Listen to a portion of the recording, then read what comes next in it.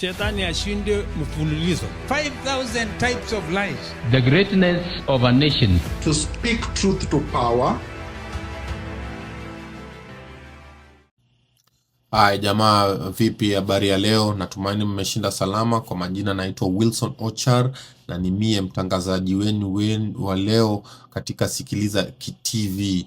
Na katika mada ya leo ningependa tuongelee kuhusu Governor James Orengo amkaidu President William Ruto katika ziara lake la Siaya County.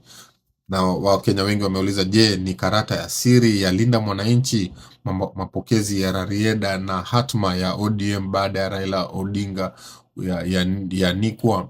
Na kwa hivyo ningependa leo tuzungumzie mada hii. Na swali la kwanza Wakenya wameanza kulizia pale ni, je, ni dharau ya itifaki au ni mwanzo wa mapinduzi mapya ya kisiasa katika bara la Nyanza?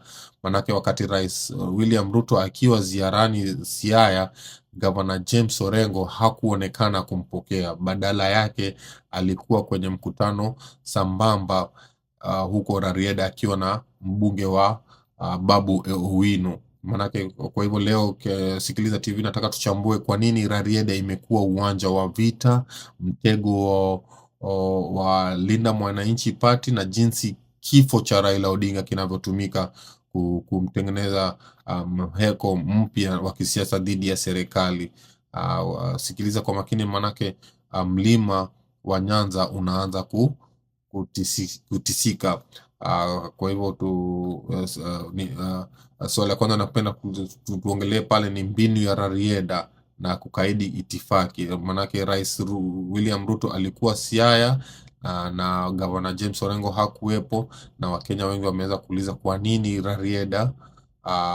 Manake uchaguzi wa Rarieda si wa bahati mbaya, manake mmoja wa wapinzani wanaopigwa upato kuchukua nafasi ya Governor James Orengo ndani ya ODM anatokea Rarieda.